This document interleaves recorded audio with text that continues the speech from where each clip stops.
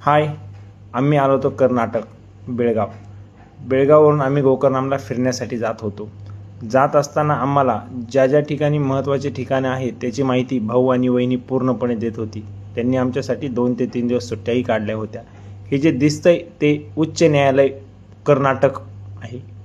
त्यानंतर आम्हाला फिरण्यासाठी जात असताना रोडला घनदाट झाडी लागली. त्यानंतर थोडं पुढं गेलो. पुढे गेल्यानंतर आम्हाला छत्रपती शिवाजी महाराजांच्या स्मारकाचे दर्शन झाले.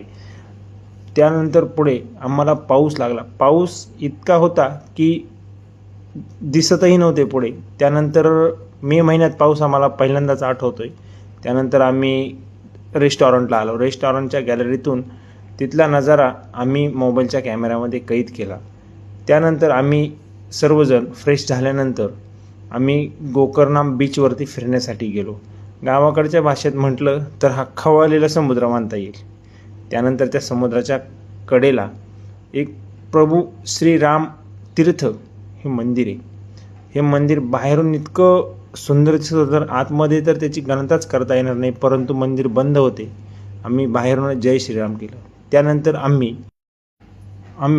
महाबालेश्वर मंदिर गोकर्णम या ठिकाणी दर्शनाला गेलो. दर्शनाला पुरुषांसाठी लुंगी लावावी लागते, तसं दर्शन होत नाही किंवा दर्शनाला जाऊ देत नाही. ते झाल्यानंतर आम्ही ओम बीच या ठिकाणी गेलो. ओम बीचला गेल्यानंतर तिथे पाऊस आणि वारा होता, त्यामुळे आम्ही लांबून फोटो आणि व्हिडिओ घेतले.